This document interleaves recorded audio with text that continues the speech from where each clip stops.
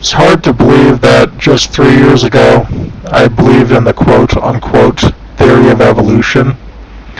In fact, I used to imagine that my lungs somehow would evolve into some sort of filtration system to adapt to the toxic environment I lived in.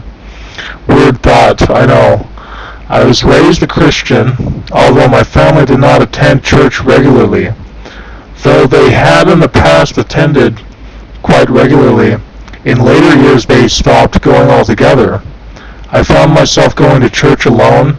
I attended church up until junior high, and then stopped going, because the program I was involved in with at my church was only set at a certain age bracket. In later years, I attended my cousin's church off and on. I believed in a God, but lived a very secular lifestyle.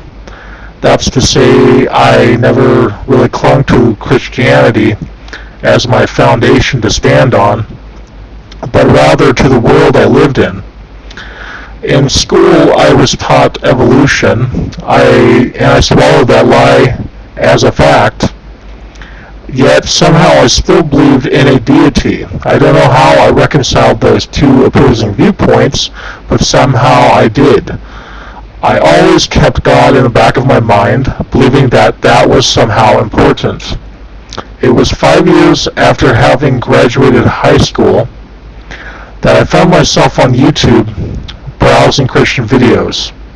I stumbled upon a video by venomfangx, of all people. I came away from the video with my worldview profoundly affected. In school, I was only shown one side of the evolutionary coin. I never heard any opposing arguments to the theory. The term creationist came up quite often, and I had never really heard that term before. It seemed to me that the people that were against the theory of evolution were creationists, and I thought that was funny at the time because I assumed that the theory was a fact, and I really believed that wholeheartedly. Though I found myself challenging the theory and looking deeper into the various arguments presented against the theory, over time, the less I thought about evolution, the less I believed it. In fact, things started to make more sense on this side of the fence. It answered many of the things evolution struggled to answer. And in 2008, I started attending church again and seeking for the truth. You've heard of divine timing. Well, it wasn't until 2010 of last year that God made himself known to me. Before, when I had attended church, I sat there expecting God to give me a sign or to show me he was real. It wasn't until I actually made the effort to seek after him that he made himself known to me. It was not easy getting over the evolutionary wall, but I did, and it was because God allowed me to see the truth.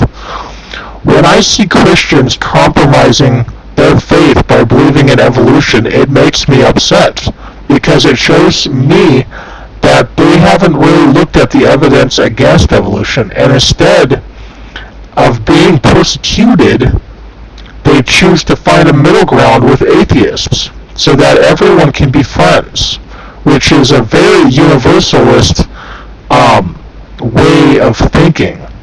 When in the Bible it says clearly that we are not to be yoked to those kind of people, and if we are friends with the world, we are enemies of God. You cannot be friends to the world and God.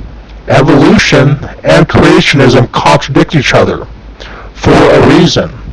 Man's knowledge is corrupt when compared to the truth of God. You cannot reconcile the two halves, no matter how hard you try.